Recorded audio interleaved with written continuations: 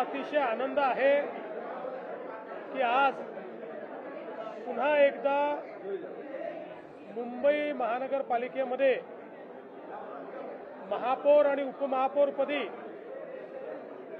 Shiv Sena Bharatiya Janata party महायुतीचे आमचे सदस्य विराजमान झाले आहेत। महापौरपदी सौ रितू तावडे आणि उपमहापौरपदी श्री संजय घाडी असे दोनही महायुतीचे शिलेदार हे आज विराजमान झाले आहेत आणि एक या महानगरपालिकेला लोकाभिमुख आणि पारदर्शी प्रशासन देण्याच्या बद्दल मी आणि शिंदे साहेबांनी जी लोकांना मतं मागितली होती आणि मुंबईच्या जनतेने जो प्रतिसाद दिला होता त्या प्रतिसादाला अनुरूप अशा प्रकारचं आज या ठिकाणी पदारोहण होत आहे। मी विशेषतः महापौर सौ रितू तावडे यांचं अभिनंदन करतो। एक अनुभवी आणि अस्सल मराठी चेहरा म्हणून त्यांच्याकडे बघितलं जातंय। त्यांनी मागच्या काळातही मुंबईकरांच्या प्रश्नांकरता नेहमीच आक्रमक अशा प्रकारची भूमिका घेतलेली आहे आणि मला विश्वास आहे की यापुढे देखील त्यांच्या माध्यमातून मुंबईच्या विकासाचा जो कार्यक्रम महायुतीच्या सरकारने सुरू केलेला आहे तो आता महानगरपालिकेच्या माध्यमातून अतिशय चांगल्या पद्धतीने राबवला जाईल। सोबतच उपमहापौर म्हणून जुने जाणते अनुभवी शिवसैनिक संजय घाडी त्या ठिकाणी आहेत। त्यांच्याही अनुभवाचा फायदा हा निश्चितपणे मिळेल। आमचा हा प्रयत्न असेल की हिंदुहृदय सम्राट शिवसेना प्रमुख बाळासाहेब ठाकरे यांच्या जन्मशताब्दीच्या निमित्ताने त्यांना अपेक्षित अशा प्रकारचं प्रशासन या महानगरपालिकेच्या माध्यमातून आम्ही चालवू आणि आमचे महापौर उपमहापौर आणि आमचे सगळे पदाधिकारी मिळून या महानगरपालिकेला एक दिशा देतील आणि सामान्य मुंबईकरांची जी स्वप्न आहेत ती स्वप्न पूर्ण करण्याचं काम ते करतील। त्याला पूर्ण ताकद देण्याचं काम महायुतीचं सरकार करेल। मी आणि माननीय शिंदे साहेब पूर्ण ताकदीने आम्ही त्यांच्या पाठीशी उभं राहू आणि त्यांच्या माध्यमातून जी आपण नवीन मुंबई घडवतो आहोत त्याला गती देण्याचं काम आम्ही करू।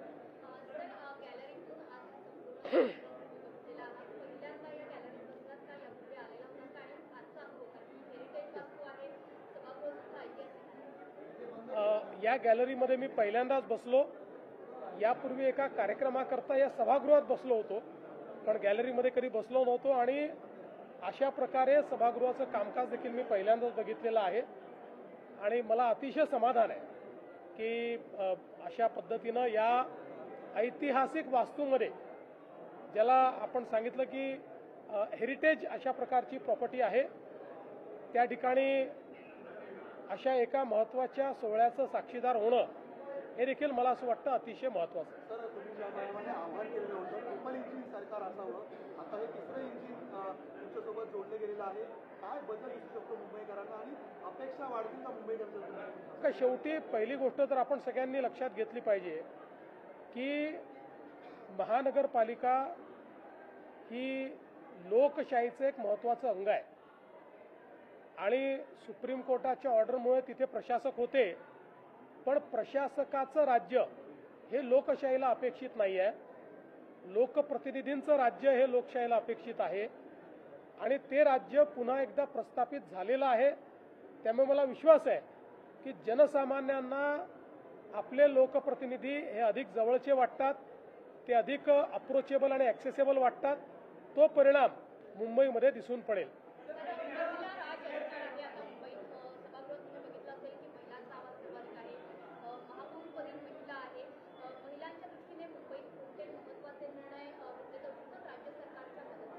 मला असं वाटतं की आता हा सगळा अजेंडा तुम्ही महापौर उपमहापौरांना विचारला पाहिजे. ते बसले आहेत, आता त्यांचं काम त्यांना करायचं आहे. त्यांना जी मदत लागेल ती देण्याचं काम आम्ही करू.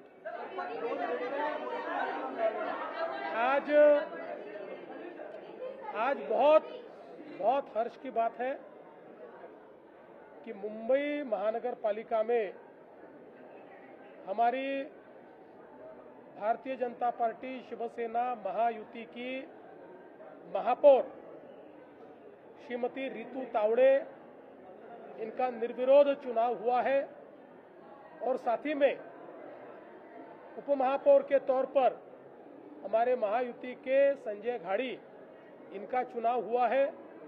मैं दोनों को बहुत बहुत बधाई देना चाहता हूं.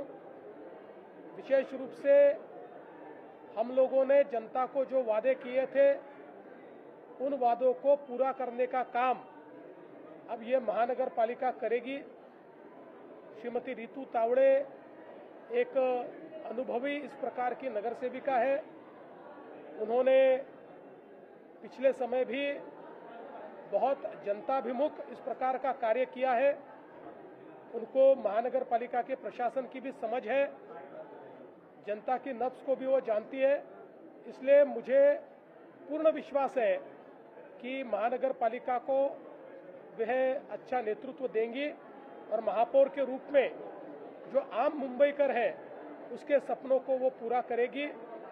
संजय घाड़ी उपमहापौर के रूप में जो चुने गए हैं, एक अनुभवी इस प्रकार के शिवसैनिक है और मेरा विश्वास है कि वे भी पूरी ताकत के साथ इस प्रशासन को चलाने में मदद करेंगे.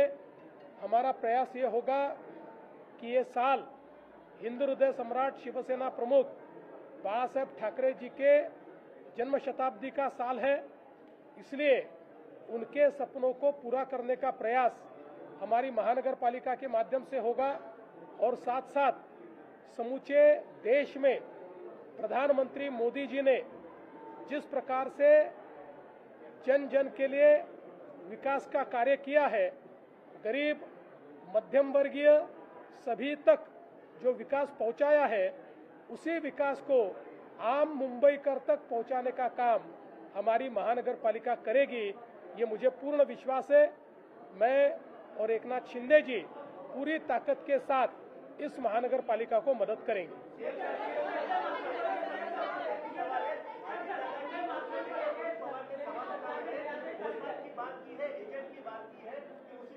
देखिए, मैंने रोहित पवार जी का वो जो उन्होंने बात कही वो मैंने देखा नहीं, थोड़ा बहुत उसके बारे में मुझे मालूम है.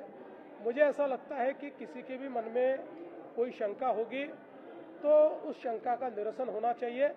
इस दृष्टि से भारत के कानून में जिस प्रकार के जांच एजेंसियां हमारे पास उपलब्ध है और ऐसे मामलों में जिस प्रकार की जांच अपेक्षित है वो सारी जांच शुरू हो चुकी है. मुझे ऐसा लगता है कि इसमें सबसे महत्वपूर्ण होती है जो डीजी सेफ्टी, उनकी जो जांच होती है वो सबसे महत्वपूर्ण होती है. वो भी जांच चल रही है, ब्लैक बॉक्स भी मिला हुआ है.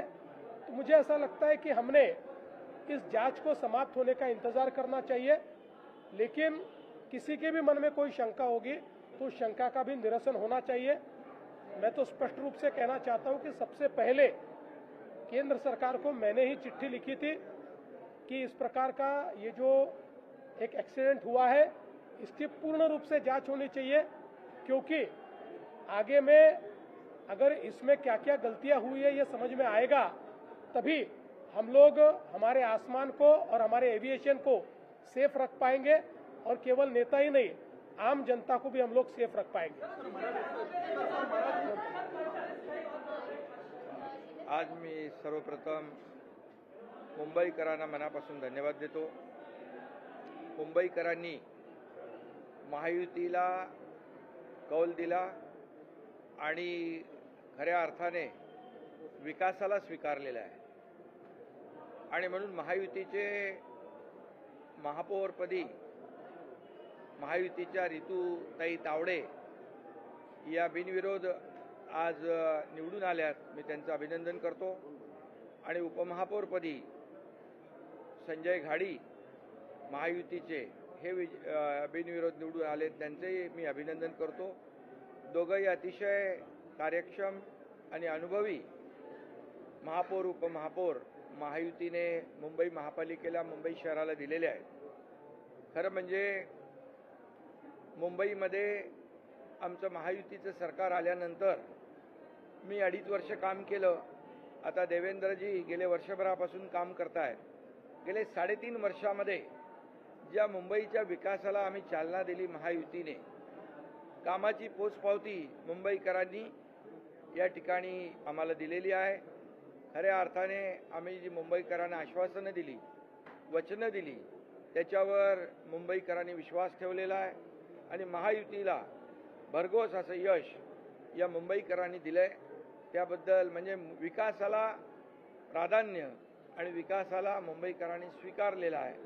बाकी गोष्टी मी आज काय बोलत नाही, परंतु गेले 25 वर्ष जे मुंबईकर विकासापासून वंचित होते, त्या मुंबईकरांना गेल्या काही वर्षामध्ये आपण पाहिलं की विकासाची जी काही आवश्यकता होती, मुंबईला जागतिक दर्जाचं शहर व्हावं अशा प्रकारची भूमिका आमची महायुतीची आहे.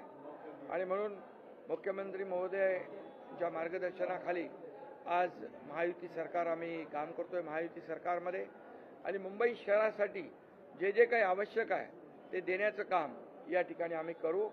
त्याचबरोबर बाळासाहेबांची जन्मशताब्दी आहे वर्ष, आणि म्हणून या जन्मशताब्दी वर्षानिमित्त बाळासाहेबांचे जे स्वप्न होती ती देखील पूर्ण करण्याचं काम महायुती करेल. त्यांचं स्वप्न होतं झोपडपट्टीमुक्त मुंबई, 40 लाख लोकांना घरं. त्याची सुरुवात आम्ही केलेली आहे SRAच्या क्लस्टरच्या माध्यमातून. आणि म्हणून मुंबईकरांना विकास पाहिजे आहे आणि म्हणून विकासाला त्यांनी स्वीकारलेला आहे. मुंबई खड्डेमुक्त झाली पाहिजे, मुंबईला शुद्ध पिण्याचं पाणी मिळालं पाहिजे, मुंबई भ्रष्टाचारमुक्त झाली पाहिजे, मुंबई प्रदूषणमुक्त झाली पाहिजे, मुंबई ड्रग फ्री झाली पाहिजे. अशा प्रकारची भूमिका सरकारची महायुतीची आहे. आणि त्यामुळे मुंबई हे जागतिक दर्जाचं शहर आहे. त्याच्यामध्ये जे जे काही आवश्यक आहे ते देण्याचं काम महायुती सरकार करेल. या दोन्ही महापौर आणि उपमहापौर आणि सर्व महायुतीच्या पदाधिकाऱ्यांना पूर्ण पाठिंबा महायुती सरकार देईल हा विश्वास या ठिकाणी देतो. आणि त्याचबरोबर देशाचे प्रधानमंत्री नरेंद्र मोदीजी यांनी मुंबईला ग्लोबल फिनटेक कॅपिटल करायचं अशा प्रकारचं जे स्वप्न पाहिलेलं आहे. कारण ज्या वेळेस मुंबईला प्रधानमंत्री महोदय उद्घाटनाला येतात त्या वेळेस त्यांना अपेक्षित असलेली मुंबई, बाळासाहेबांना अपेक्षित असलेली मुंबई या ठिकाणी देण्याचं काम महायुती करेल असा विश्वास या ठिकाणी देतो. आणि पुन्हा एकदा मी महायुतीच्या सर्व कार्यकर्त्यांचं मनापासून अभिनंदन करतो की त्यांनी मेहनत घेऊन महायुतीचे नगरसेवक निवडून आणले, महायुतीला मोठा विजय मिळाला. आणि म्हणून मुंबईकरांना पुन्हा एकदा मनापासून मी खूप खूप धन्यवाद देतो.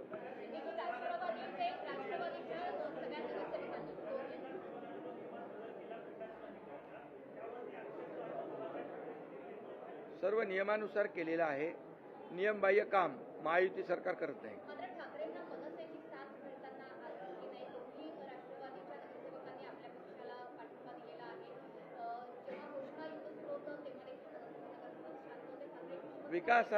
विकासाला पाठिंबा त्यांनी दिलेला आहे आणि त्यांना विश्वास आहे की महायुती सरकार गेले 3.5 वर्षामध्ये जे काम करते आहे आणि त्या कामावर त्यांनी विश्वास दाखवला आहे. त्यांना विकास पाहिजे, ते सोबत येत आहेत.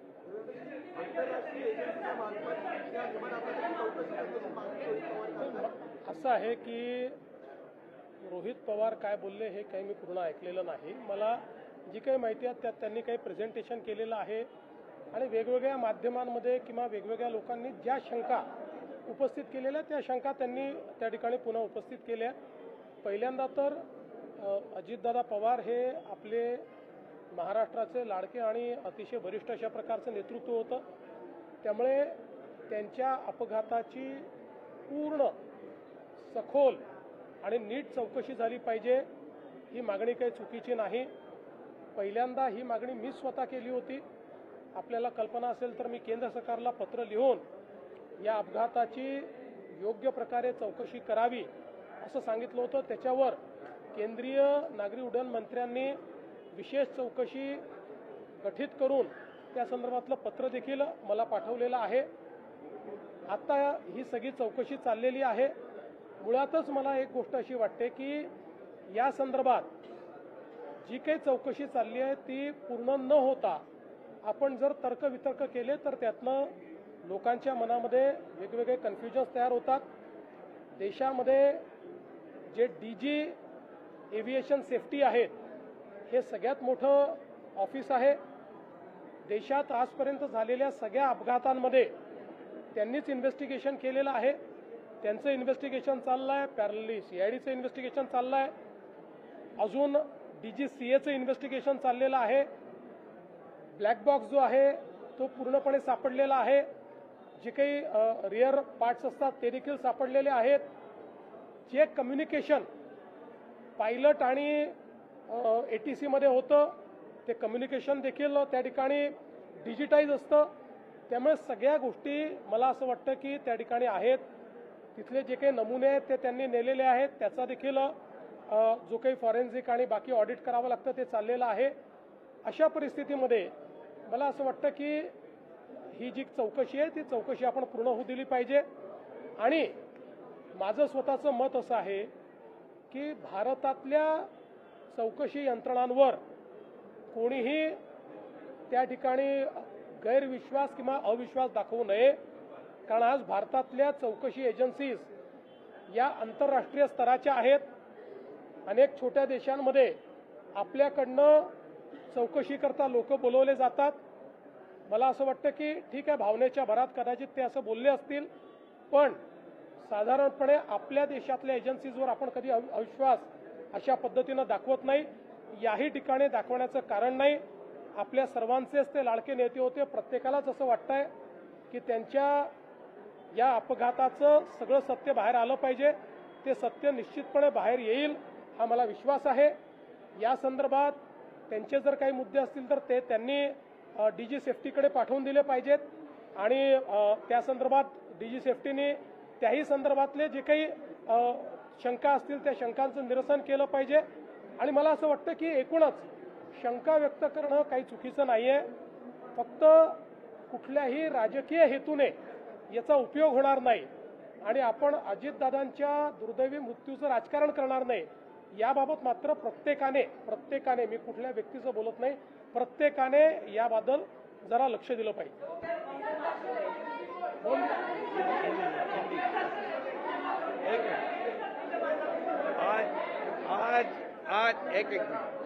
आज बहुत ही खुशी की बात है. हमारे महायुति के लिए खुशी का दिन है कि आज मुंबई वासियों ने महायुति को आज बहुमत दिया है और महायुति का महापौर और महायुति का उपमहापौर, महायुति के महापौर हमारी रितुबेन तावड़े और महायुति के उपमहापौर संजय घाड़ी, ये दोनों आज निर्विरोध यहाँ पर चुनकर आए हैं. मैं उनका अभिनंदन करता हूँ. मुंबई वासियों को भी बहुत बहुत धन्यवाद देता हूँ कि उन्होंने महायुति पर विश्वास रखा है, विकास को चुना है और विकास को स्वीकारा है. हमारे 3.5 सालों के कामों का उन्होंने इस चुनाव में हमें जीत के रूप में मुंबई वासियों ने महायुति को चुनकर दिया है. इसलिए मैं मुंबई वासियों को धन्यवाद देता हूँ. हिंदू हृदय सम्राट बाला साहेब ठाकरे जी की जन्म शताब्दी वर्ष है और इस वर्ष के औचित्य पर उनके जो सपने हैं, मुंबई को विकसित करना, मुंबई को साफ सुथरे रास्ते देना, मुंबई झोपड़पट्टी मुक्त करना, प्रदूषण मुक्त करना, भ्रष्टाचार मुक्त करना, गड्ढों से मुक्त करना, ये सब काम महायुति करेगी. और हमारे देश के आदरणीय प्रधानमंत्री नरेंद्र मोदी जी का भी सपना है कि मुंबई वर्ल्ड क्लास होनी चाहिए. जागतिक दर्जा मुंबई को प्राप्त है और मुंबई फिनटेक कैपिटल होनी चाहिए. मुंबई पूरे दुनिया के लोग यहाँ आते हैं, उनको वैसी सोई सुविधा मिलनी चाहिए. ये देने का काम ये महापालिका को, ये महापौर उपमहापौर पूरे उनके सहयोगी लोगों को, देवेंद्र जी मुख्यमंत्री और मैं खुद, हम महायुति पूरी तरह उनको सपोर्ट करेंगे, विकास को आगे बढ़ाएंगे और मुंबई को और 4 चांद लगाएंगे।